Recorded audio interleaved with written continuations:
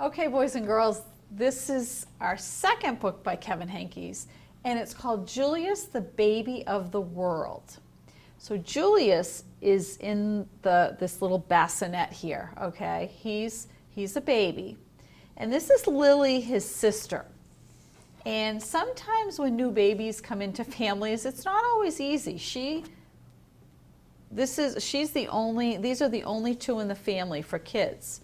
So he just entered the family. What do you think might be a little difficult for Lily? And what are you noticing about the cover? Look at that. She has funny glasses on and she's kind of looking at him with almost a mean face. So I want you to be thinking about how she feels about having this new baby in the house, because it's not easy for her. And then again, with this book, she's going to feel a certain way in the beginning. It's going to change at the end. I want you to be thinking about that. And what sometimes Kevin Henkes does is he gives you some information before the book starts. And if you look on this title page, it says Julius, Baby of the World, but it says, "You mean that bump is going to be a baby? I thought you were just getting fat like Aunt Mona." So she's saying that to her mom.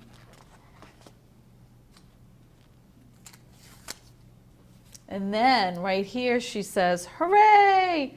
We are having a baby." Let's see how she feels though after a while. Before Julius was born, Lily was the best big sister in the world. She gave him things, she told him secrets, and she sang lullabies to him every night. And this says, these are for the baby. So the baby hasn't been born yet. How does she feel about the baby right now? She's singing lullabies, bringing toys, right? Telling him secrets, like she's pretending to talk to the baby in her mommy's belly. I would say she's pretty excited about the fact that she's going to have a baby brother. Let's see what happens. After Julius was born, it was a different story. Uh-oh, that's going to tell us something's changing. Lily took her things back. She gave him toys and then she took them back. She pinched his tail and she yelled insulting comments into his crib. So here's his crib where he sleeps, right? She says, "I am the queen," said Lily, "and I hate Julius." Whoa. So see, she takes her toys back. She's looking into the crib, and now she's pinching his tail. See the pinched tail? And she's saying, "I'm the queen. I hate Julius." But her parents loved him. They kissed his wet pink nose, they admired his small black eyes, and they stroked his sweet white fur. Lily thought his wet pink nose was slimy. She thought his small black eyes were beady. That means they were kind of bright, just kind of almost slanted, beady eyes. Sometimes people say if you have beady eyes, you're staring at them. And when she thought his sweet white fur was not so sweet, especially when he needed his diaper changed. "Julius is the baby of the world," chimed Lily's parents. "Disgusting," said Lily. Oh boy. So look at her eyes. She's looking with slanted eyes like, I don't like this baby. Why don't you think that she likes the baby? So see, her eyes look kind of like suspicious. Do you think maybe it's because, look at her parents, all of their attention now is on the baby. Are they really paying attention to Lily? Lily had to share her room with Julius. After Julius goes away, "Do I get my room back?" she asked. "Julius isn't going anywhere," said Lily's mother. And he didn't. He stayed and stayed and stayed. So look at, she's blocking her door, which says royalty only. She doesn't want to share her room. And so she's saying, if he goes away, can I have my room back? Well, he's not going away. He's the baby. Lily was supposed to be very quiet while Julius slept. After Julius goes away, can I talk like a normal person again? She shouted. Julius isn't going anywhere, said Lily's father, and he didn't. He stayed and stayed and stayed. Of course he did, right? So how is she feeling now? She's really not too happy with him. She wants Julius to grow up to be, we want Julius to grow up to be as extraordinary as you, said Lily's mother, so we must tell him constantly how beautiful he is and how much we love him. When no one was looking, Lily had her own idea. So see, this is what Kevin Hankes does. Puts little words here. We love you, Julius. You're beautiful, Julius. And then look at what Lily does. I hate you. You're ugly. And then the parents here say, we want him to grow up to be as clever as you. That means as smart, said Lily's father. So we must sing him his numbers and letters whenever possible. When no one was looking, Lily had her own idea. So see, they're saying A, B, C, D, E, F, G, H, and her mom's saying 1, 2, 3, 4, 5. Well, you know what Lily does? She puts all the numbers and the letters in the wrong order. Listen to this. 3, 2, 1, 5, 9, 6, A, J, K, Z, B, S, C, H. She's trying to teach him the wrong way, so he won't be as clever. And then she's telling him he's ugly while they're trying to tell him he's beautiful. Lily's parents were more than a bit doubtful about leaving the two of them alone together. Look at this. She's got a mask on. She's trying to scare him. She put a magician's cape on and everything. He's scared. Baby, what baby? I don't hear anything. And look at that, he's crying and she's not doing anything. Lily tried to frighten Julius with her nifty disguises. Do you know what nifty might mean? Clever, like very clever disguises. He's trying to disguise himself, hide his face so she doesn't know who it is. She learned magic and tried to make him disappear. Can't disappear. When that didn't work, she simply pretended that he didn't exist. So she's trying to just say, oh, I don't hear him. Lily spent more time than usual in the uncooperative chair. That's like timeout. See, I hate everything. She's in the timeout chair. This says, I'm hungry. This one says, I have to go to the bathroom. So she really is doing things to make the baby unhappy. Is it working? Oh. Lily's parents showered her with hugs and kisses and treats of all shapes and sizes. They even let her stay up 15 minutes later every night. It didn't matter, nothing worked. I am the queen, said Lily, and I hate Julius. So they even tried to do some extra things for her, right? Give her more hugs and kisses, give her more treats. But her parents loved him and they kissed his wet pink nose, they admired his small black eyes, and they stroked his sweet white fur. Julius is the baby of the world, chimed Lily's parents. Disgusting, said Lily. Lily's parents were amused when Julius blew a bubble. Can you believe it, they exclaimed. But if Lily did the exact same thing, they said, Lily, let's mind our manners, please. Now think about that. If the baby blows a bubble, it's kind of a big thing because he's little. If she blows a bubble, it's probably not appropriate because she's older. Lily's parents were dazzled when Julius babbled and gurgled. You know how babies do that, like little baby talk? Ga, ga, ga, ga, moo, moo, moo, and ga, ga, ma. Such a vocabulary, they explained. But if Lily did the exact same thing, they said, Lily, let's act our age, please.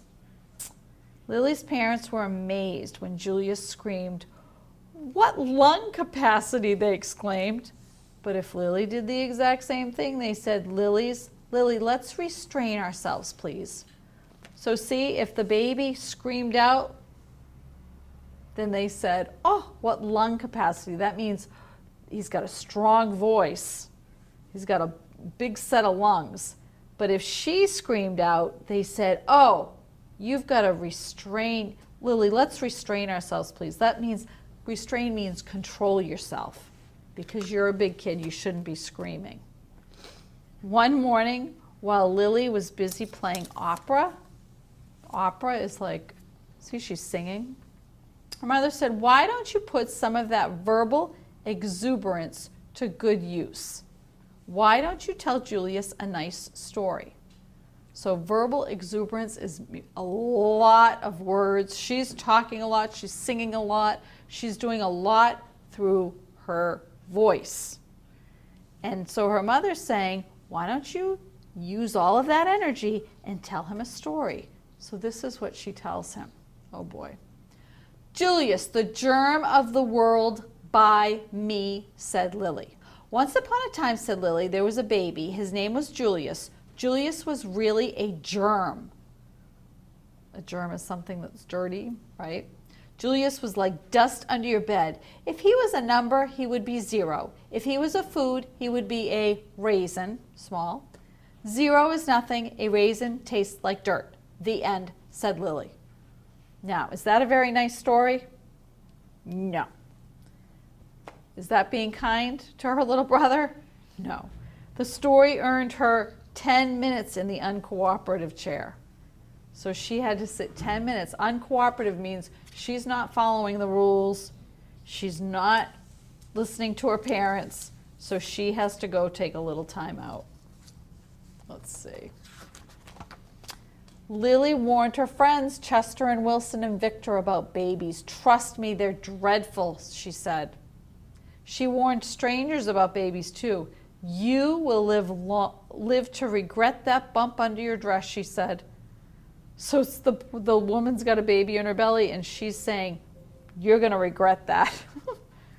Lily ran away 7 times in one morning. I'm really leaving this time, she called. Who knows where they'll find me? Look at that. She's got her suitcases packed. I think she's not really going to leave. The same afternoon, Lily had a tea party and everyone came, everyone but Julius.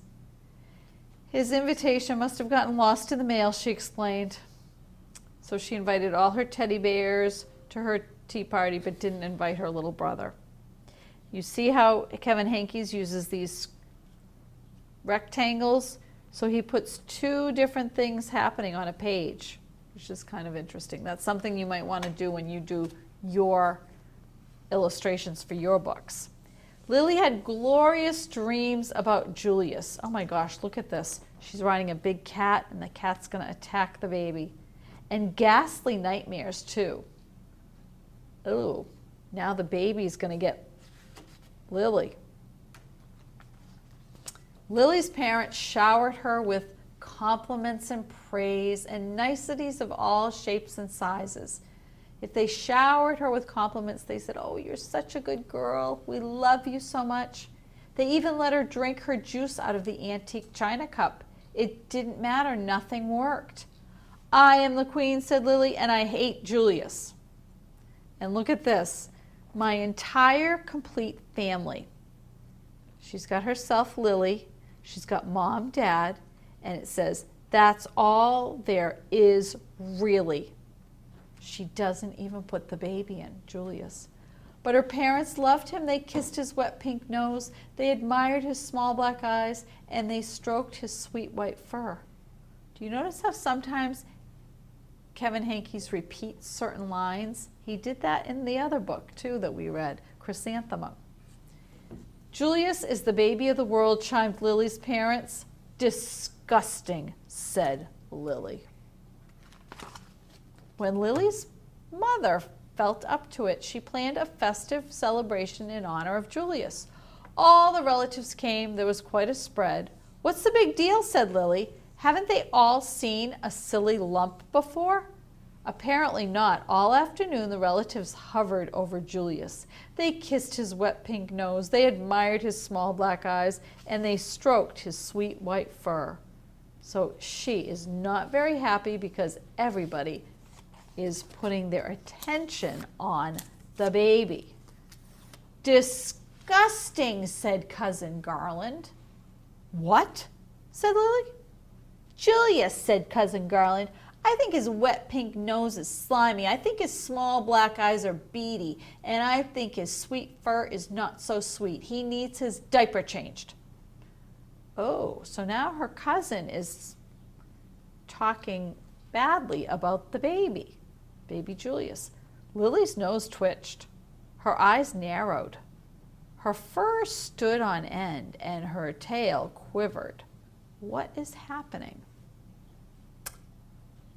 So she's looking at her cousin like, wait a minute, why are you saying those things about my brother? You're talking about my brother, said Lily. And for your information, his nose is slimy, his eyes are sparkly. His nose is shiny, his eyes are sparkly, and his fur smells like perfume. Cousin Garland was speechless. He can blow bubbles, continued Lily. He can babble and gurgle, and he can scream better than anyone. Cousin Garland tried to slink out of the room. Stop, said Lily. I am the queen. Watch me closely. Well, now what happened? What's changed? See, now someone else is speaking badly about the baby, and she's like, wait a minute, you're talking about my brother. And she tells everything, she describes him as being the opposite of what she was doing before. See how that's changing? Let's see what she does. Lily picked up Julius. She kissed his wet pink nose. She admired his small black eyes, and she stroked his sweet white fur. Your turn, said Lily, handing Julius over to Cousin Garland. Kiss, admire, stroke, Lily commanded. Now repeat after me, said Lily. Julius is the baby of the world. Julius is the baby of the world, said Cousin Garland. Louder, said Lily. Julius is the baby of the world. So now she's feeling differently about her brother, isn't she? And you can see that in the illustrations. Look at her face. She's kicking up her boot, and she's making her Cousin Garland say nice things about the baby Julius. And from then on, he was in everyone's opinion, especially in Lily's. We're almost twins, so see, now she's getting along with him. So I asked you to think about how Lily's feelings toward Julius changed from the beginning of the story. So very beginning, before the baby Julius is even born, she's kind of excited and happy, right? She's getting toys for him. She's telling secrets and telling and reading stories. But then once the baby comes, the attention is on the baby, and she doesn't like that. And then even when her parents try to give her some more attention, she still doesn't like the baby. But then in the end, when her little cousin starts talking badly about Julius, she says, wait a minute, you're talking about my brother. And she changes, and she comes to love him. So sometimes things might not feel so great, but then with time, you can change, right? You can change the way you feel. And that's normal. Sometimes that happens with new babies, okay? But in the end, she came to love him. So think to yourself, we just read Chrysanthemum. Now we've read Julius. What are some of the things that we noticed about Julius? Talk to the person next to you about what you're noticing, okay? And then we'll come over to the chart and see if some of what you were thinking is on the chart. So we talked about how he shows characters' feelings by what they say and what they do. There were lots of things that she said and did to show how she was feeling. Do you remember on this page, it had all of the different, let's see, I'm going to show you.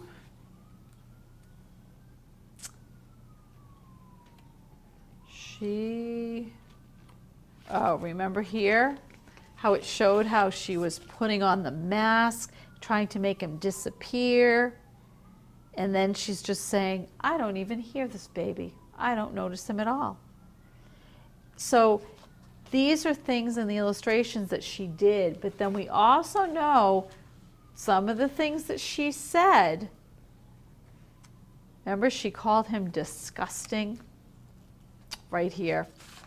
Julius is the baby of the world, said her parents, and then she just said disgusting. So he is showing us by what she does and some of the things she said, how she feels about him.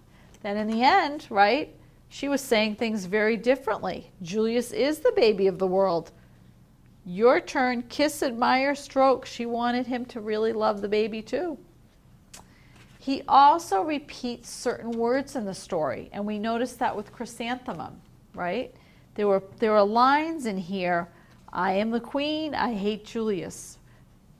Parents kept saying, Julius is the baby of the world. There were certain lines that they kept repeating. I'm going to try to find you another one.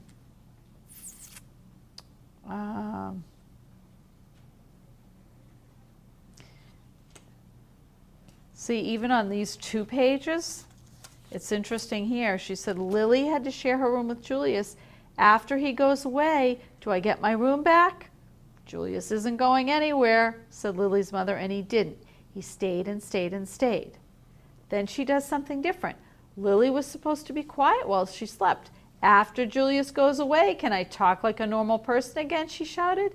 Then they repeat it. Julius isn't going away, said Lily's father, and he didn't. He stayed and stayed and stayed. Okay, that's a little technique that Kevin Henkes uses. He adds words to the illustrations, just like he did on some of the pages in Chrysanthemum. Look at, remember here he put gaga moo moo moo moo gaga ma. All right, and then he uses black lines and watercolor paints for the illustrations. So I think he draws it with black marker and then he paints the inside with watercolor. And then he does some more outlining in here. Okay? So that's the second book by Kevin Henkes. And again, he draws the illustrations, paints the illustrations, and does the words. I hope you enjoyed it.